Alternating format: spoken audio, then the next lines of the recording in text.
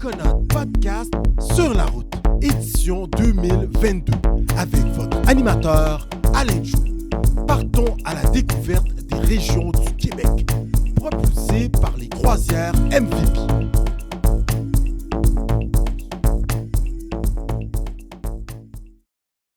Nous sommes le Parti vraiment vert. Nous sommes ceux et celles qui peuvent changer l'Assemblée nationale et la politique provinciale. Et ce changement débute ici même dans Notre-Dame-de-Grâce. J'espère que nous pourrons compter sur votre soutien. Vive Notre-Dame-de-Grâce, vive le Québec et vive le Parti vert du Québec.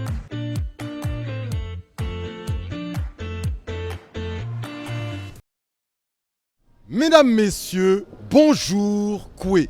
Écoutez, vous êtes à Coconut Podcast dans le cadre de ce hors-série, oui, portant sur les élections provinciales à venir.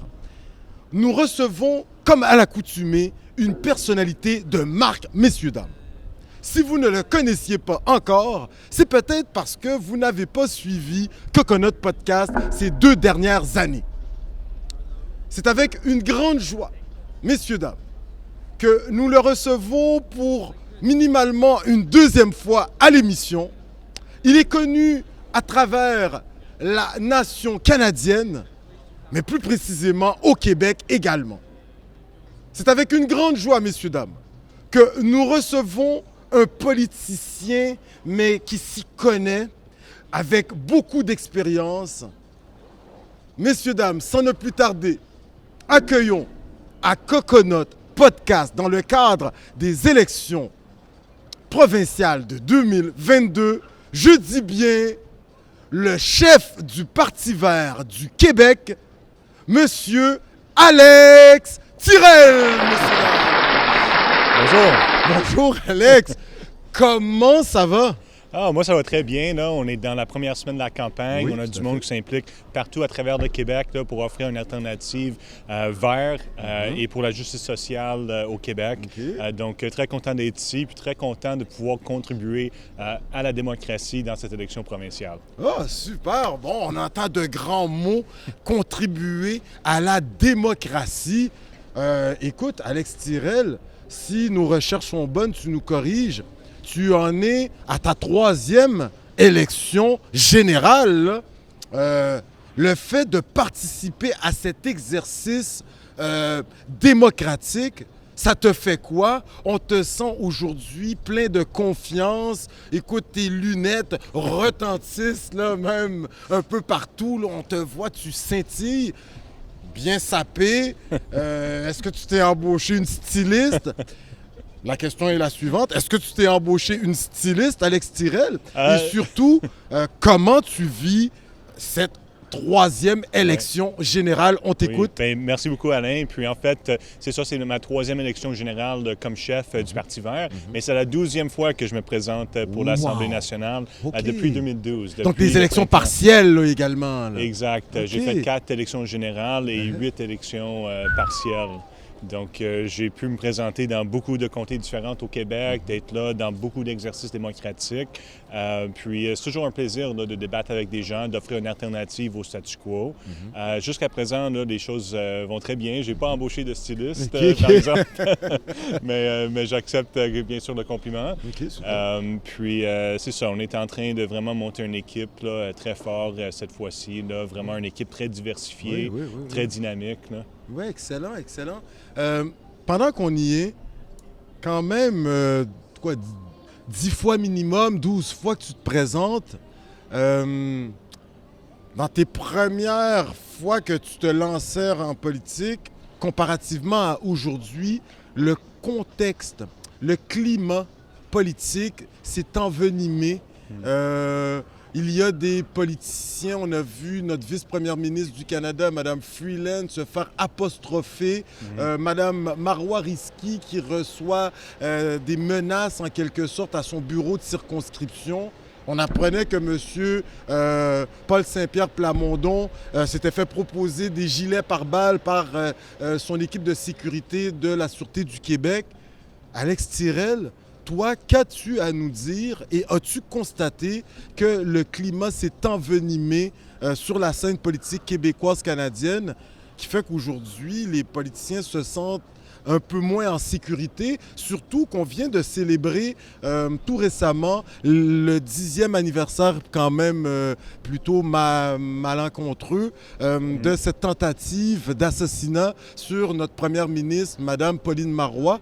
Alors, on aimerait t'entendre là-dessus, sur ce contexte-là. Très intéressant comme question, parce que moi, quand j'ai commencé, c'était en 2012, c'était l'élection qui avait été déclenchée à cause du mouvement étudiant. Donc, il y avait une situation politique quand même très tendue à l'époque.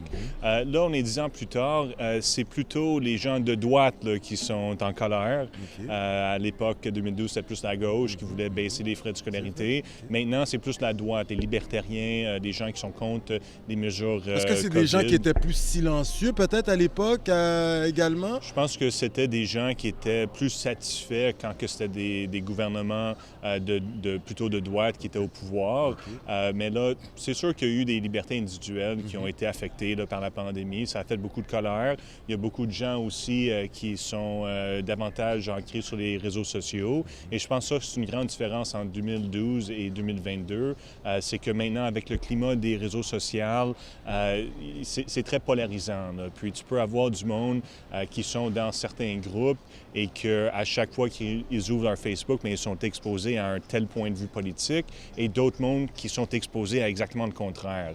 Fait que ça peut en sorte faire des bulles qui peut augmenter vraiment la friction et le niveau d'agressivité en différents groupes sociaux et différents gens avec différents points de vue. Donc, je pense aussi que vu que les gens sont derrière leur clavier, c'est beaucoup plus facile là, de faire une menace, comme si rien n'était, comme si personne lirait ce message-là qui est envoyé. Mais je pense que aussi, à travers cette période, on a vu beaucoup de gens abandonner la politique, des gens de tous les partis, au Parti vert comme ailleurs, qui ont reçu des messages virulents, qui n'aiment pas faire la politique à cause justement de toutes ces attaques personnelles et toute cette toxicité qu'on peut voir. Mais les législateurs à l'Assemblée nationale, à la Chambre des communes, on sait que ça peut davantage interpeller le code criminel. Est-ce que nos législateurs à la Chambre des communes devraient se pencher le plus rapidement possible en cette matière afin de vraiment baliser et sécuriser nos élus ou nos candidates et candidats? Oui. Bien, moi, je me sens en sécurité. Puis, je pense qu'il y a beaucoup de gens qui se sentent en sécurité. C'est sûr qu'on a vu dans les médias certaines personnes se plaindre. Là, donc, j'espère que les policiers là, vont s'arranger pour que tout le monde puisse se sentir en sécurité, parce que c'est pas tout le monde qui a le même sentiment de sécurité. Fait que ça, c'est important. Mais en même temps, il ne faut pas que ça soit rendu que tous les politiciens sont constamment entourés de policiers qui ne peuvent plus interagir avec le public, qui ne peuvent plus se promener dans la rue. Fait que, il y a juste un milieu à trouver dans ça. Superbe, superbe. Merci pour ta lecture, Alex Tirel. Maintenant, on va rentrer dans ce qu'on appelle le plat principal. Écoute, le Parti vert du Québec, tu es à la tête, ça fait... c'est ton 3e mandat. Exact, ça fait 9 ans. Oui, excellent. Ouais. Et là, maintenant, les élections arrivent très incessamment, très rapidement. On aimerait savoir, nous, quelle lecture, quel est ton bilan du gouvernement en place, de la coalition Avenir Québec, et plus précisément, on s'adresse au chef du Parti vert, en matière d'environnement et en matière de changement climatique. Quel bilan dresses-tu des 4 dernières années du gouvernement de M. François Legault? On t'écoute. Moi, je pense que les 4 dernières années du gouvernement Legault en termes d'environnement ont été un échec total. C'est sûr que ce parti-là n'avait pas parlé beaucoup d'environnement dans sa campagne électorale. C'est pas un parti qui a jamais mis de l'avant l'environnement comme quelque chose qui lui tenait à cœur. Donc, on s'attendait un peu à ça. Mais c'est aussi la déception de voir des choses comme la CAQ bloquer l'oléoduc Guénel-Québec pour ensuite, en campagne électorale, mais finalement, il y a des informations qui circulent comme de quoi que non, ils vont relancer le projet après avoir gagné un autre mandat. Donc, moi, je pense que c'est un gouvernement qui est capitaliste, surtout, qui cherche à exploiter l'environnement là, pour faire des profits, qui n'ose pas tenir des entreprises responsables de leurs émissions. Je suis allé d'ailleurs à Rouyn-Noranda la visiter fonderie Horn, entre la autres. ville qui est complètement contaminée là, par l'arsenic et par d'autres métaux lourds. Mais maintenant, que réponds-tu à ça? On va se faire l'avocat du diable en te disant que l'économie, Coconut Podcast, on s'est rendu en Abitibi-Témiscamingue également, à Rouyn-Noranda, la fonderie Horn, on a vu, on a pu sentir un peu. L'arsenic, Oui, là, voilà, faut faire voilà. attention, il ne faut pas trop en respirer. Hein? Faut pas trop en respirer, mais imagine les gens qui vivent là-bas aux abords de cette fonderie. Eux autres sont exposés quotidiennement, mais toute l'économie de la région repose, entre autres, on se fait l'avocat du diable, repose, entre autres, sur cette industrie qui est là depuis, comme on pourrait dire par chez nous, belle lurette. Le fait de, comme on sent que la pression publique, populaire au Québec voudrait qu'on ferme carrément les activités de la fonderie Horn, mais le gouvernement, lui, se retrouverait avec pas mal d'employés, des milliers d'employés qui se retrouveraient sans emploi. Que réponds-tu à ça? Il y a quand même un juste milieu à trouver pour ne pas fermer la région non plus. Là. On vous Non, écoute. c'est ça. Mais je pense que aussi la région de l'Abitibi-Témiscamingue, c'est beaucoup plus grand que juste une entreprise dans le centre-ville de Rouyn-Noranda. Oui, cette entreprise-là a quelques centaines d'employés. Oui, c'est des jobs qui sont bien payés. Ça fait 15 ans qu'elle est en place. Mais c'est pas la seule chose qui est là-bas. Puis moi, ce que j'ai constaté en allant là-bas, c'est que, bien, justement, Rouyn-Noranda, c'est plus que juste la fonderie. Et eux autres aussi, il y a une pénurie de main-d'œuvre localement. Et là, ils n'arrivent pas à attirer de nouvelles gens pour s'installer dans un quartier qui est contaminé. Fait que, tu sais, il y a quand même une différence parce qu'il y a 40 ans, il y avait aussi un mouvement citoyen là, qui dénonçait justement cette même pollution de cette même entreprise. À l'époque, le maire disait, mais on aime mieux que les gens ils crèvent de cette pollution-là qu'on crève de faim. Maintenant, les choses ont évolué un peu. L'acceptabilité sociale est différente là, aujourd'hui. Exact, c'est très différent. Puis l'économie est davantage diversifiée dans la région aussi. Donc la fonderie, c'est plus le seul employeur de la ville. Ça s'est bâti quand même plus loin que ça. Et donc, je trouve que tous les autres partis politiques, ils manquent de courage parce qu'ils n'osent pas dire « on va fermer cette entreprise-là ». Quelle sorte de parti peut permettre aux enfants d'être contaminés à l'arsenic pour des gains économiques à court terme? Je veux dire, c'est un non-sens total. Et au Parti vert, on n'a rien contre les travailleurs et travailleuses de cette industrie-là. Justement, ça fait partie des gens qui sont contaminés par cette pollution-là.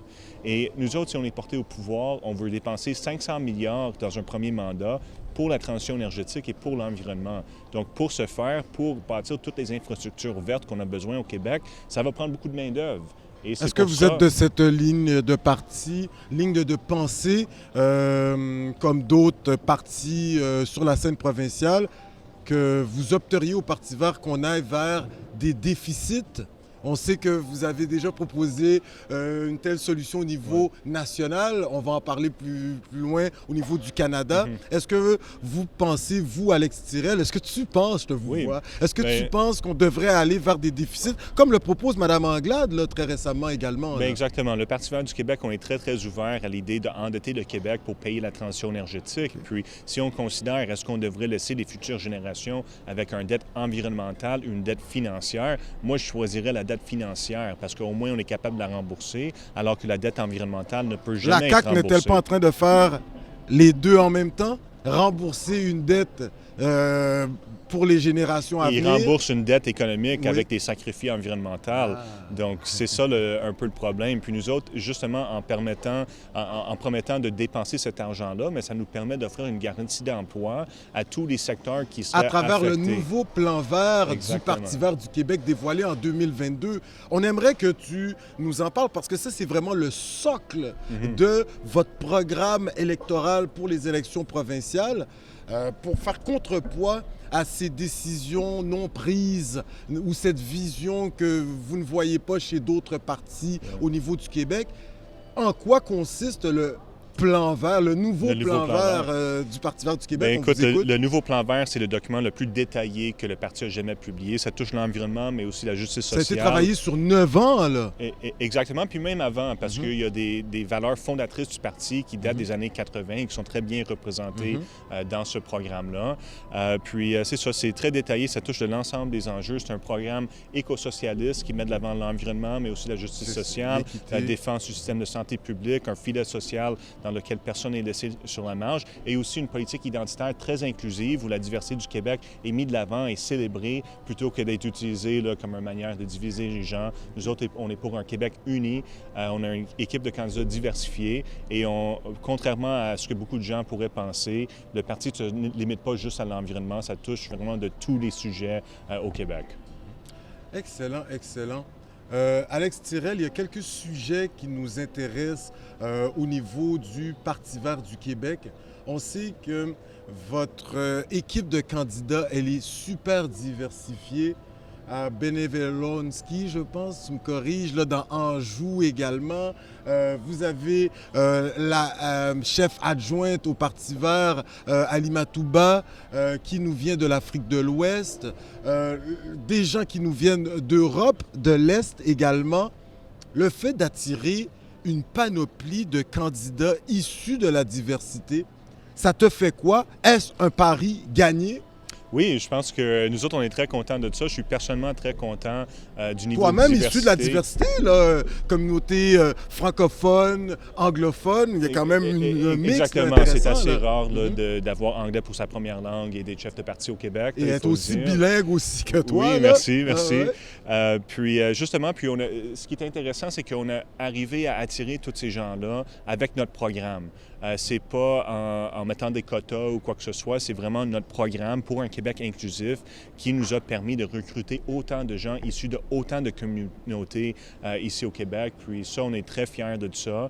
Puis ça nous permet aussi d'être une voix très progressiste là, sur tout ce qui est des questions identitaires et tout ça, de vraiment revendiquer un Québec inclusif, d'aller jusqu'à le marquer sur nos pancartes. Là. Je pense qu'on arrive à contrer le discours nationaliste de droite qui vise à diviser les gens selon les lignes religieuses, ethniques, culturelles, linguistiques. On dirait que des partis comme la CAQ ou le Parti québécois ont toujours une nouvelle manière de diviser les gens à chaque campagne électorale.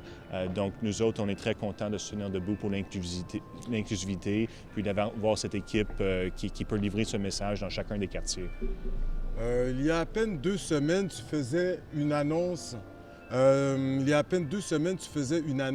Dans le village communément appelé à Montréal, en ce qui a trait aux droits des LGBTQ+, et tu me corriges avec les lettres qui ont été rajoutées par la suite.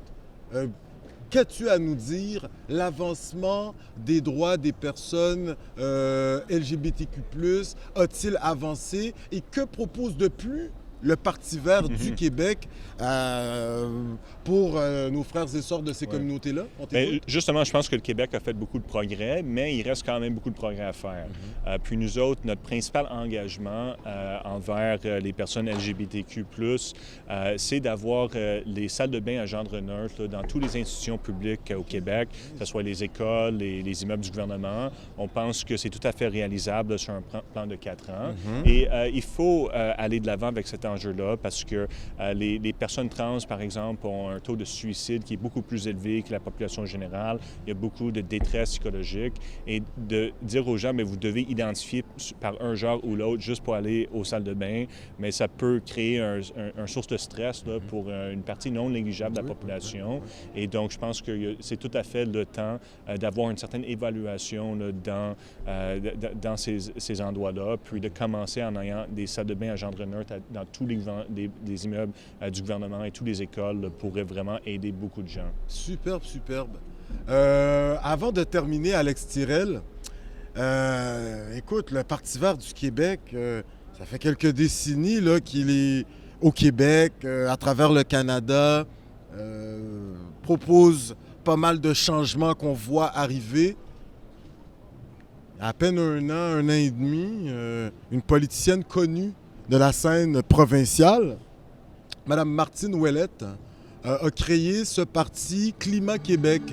Est-ce que ça vous fait peur quelle est votre réaction au Parti vert? Est-ce que vous n'avez pas tenté de fusionner les deux partis? Est-ce qu'il y a eu une main tendue à l'égard de Mme Martine Ouellette? On aimerait t'entendre là-dessus. Mais ça, c'est toujours très particulier en politique parce que Mme Ouellette, quand elle était au gouvernement du Parti québécois, avait signé des ententes avec les pétrolières pour faire une fracturation hydraulique sur l'île d'Anticosti, avait approuvé des oléoducs, des super pétroliers sur le fleuve Le Saint-Laurent. contexte n'était pas-il différent?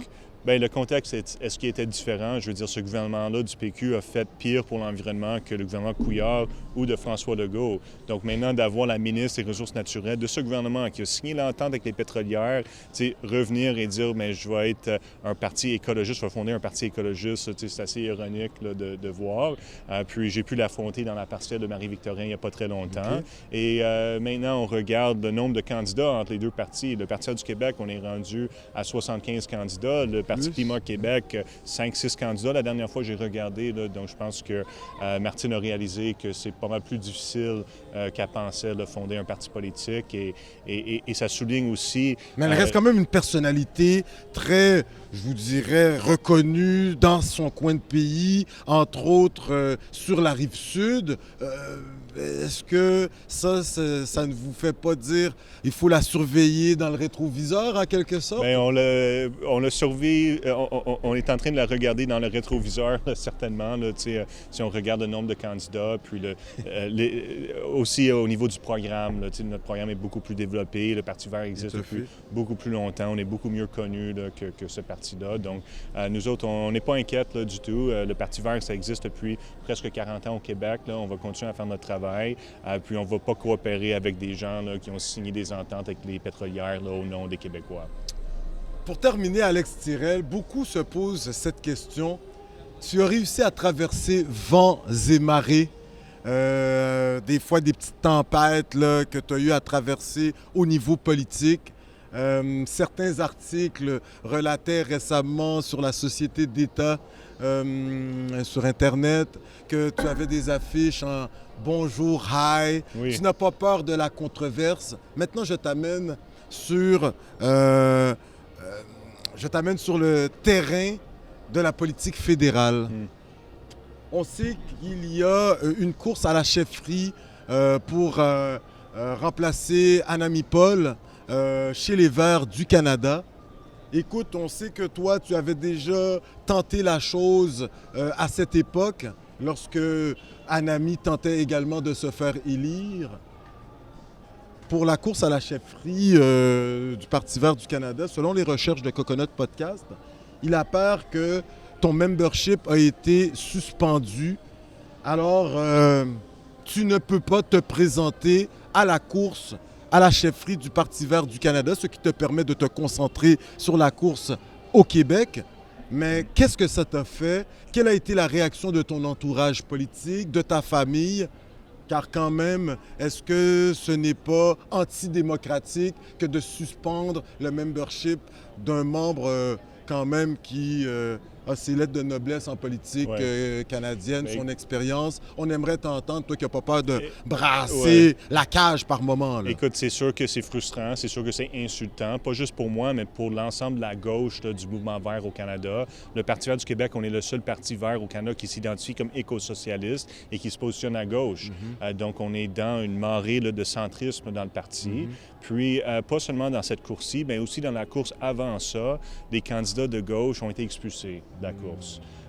Donc, moi, je trouve ça antidémocratique. Je trouve que autant le Québec que l'aile gauche là, du parti, on devrait avoir le droit d'être sur le bulletin de vote. Dimitri Lascaris n'avait pas-il eu un moment, une période où peut-être son membership lui-même... Oui, où ça, absolument. Voilà, tous les gauchistes, là, on a passé par là au parti. Donc, c'est malheureux, puis c'est antidémocratique. Puis je pense qu'au contraire, le Parti vert du Canada aurait tout à gagner à adopter un programme éco-socialiste, à avoir une approche un peu plus jeune, un peu plus dynamique. Mais Amita Cotner, elle représente ce renouveau, cette jeunesse issue des communautés non binaires.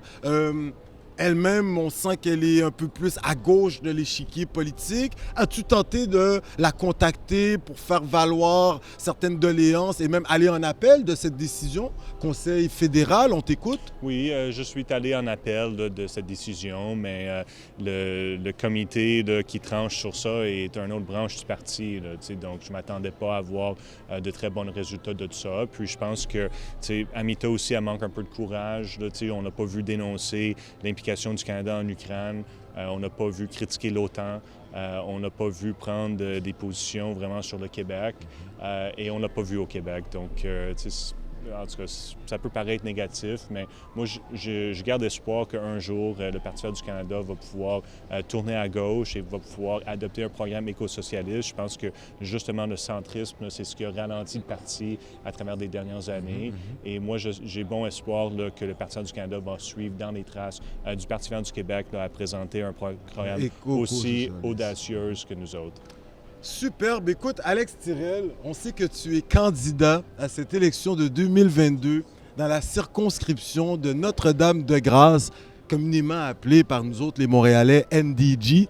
Tu vas t'adresser à la caméra et la question qu'on va te demander de répondre, pourquoi les commettantes et commettants de NDG devraient voter pour Alex Tirel, leader, oui, chef du Parti vert du Québec. Alors, Alex Tirel, tu t'adresses à tes électrices et électeurs, à la caméra ici, et tu nous dis en 15 secondes, 20 secondes, pourquoi les commettantes et commettants devraient te choisir le soir de l'élection de 2022. On t'écoute. Bien, écoute, on est rendu en 2022. Les changements climatiques sont accélérés là, à un point auquel on risque de perdre contrôle. Et moi, je pense qu'on a besoin de poser des gestes maintenant, autant pour l'environnement que pour la justice sociale. On a des gens qui ne sont pas capables de payer le loyer, qui sont enslavés là, aux propriétaires de leurs immeubles.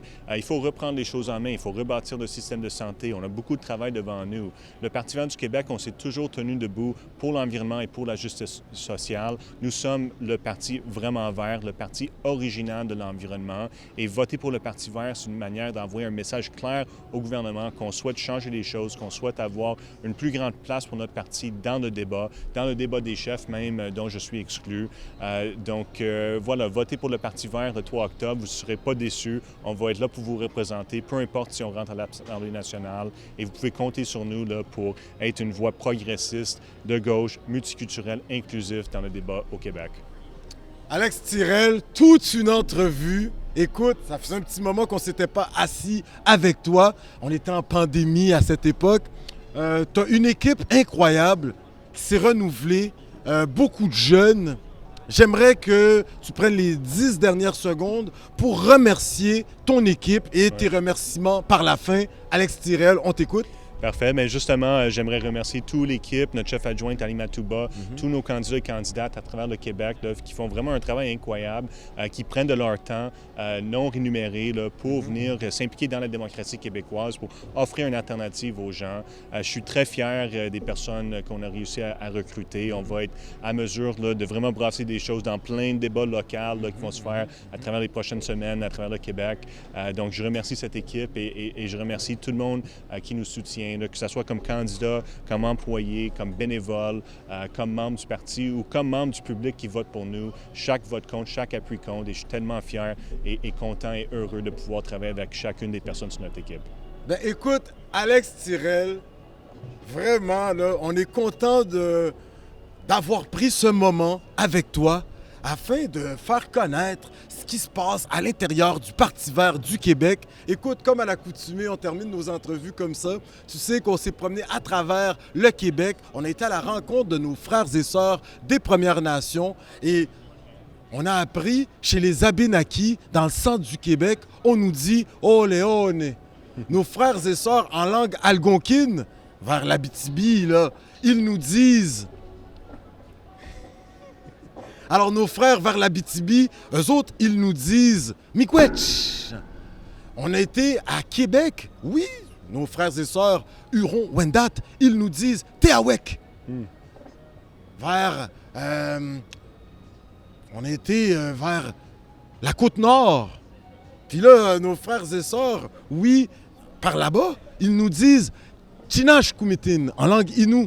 Puis là, on va revenir dans la région de Montréal et nos frères et sœurs des Premières Nations, ils nous disent Niawen. Alors sur ce, Alex Tirel, on te dit merci beaucoup d'avoir été avec nous. Puis on va te souhaiter la meilleure des chances le soir des élections de 2022 au niveau du Québec.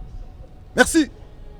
Alors, messieurs, dames, oui, nous étions avec le chef du Parti vert du Québec, Alex Tirel. Il est candidat dans la circonscription de Notre-Dame-de-Grâce. Je vous invite à les suivre sur le pvq.qc.ca et également sur les différents réseaux sociaux. En faisant nos recherches, on les a même retrouvés sur TikTok. Alors, allez les suivre. Messieurs, dames, comme à l'accoutumée, on se revoit pour une autre entrevue dans le cadre des élections provinciales de 2022.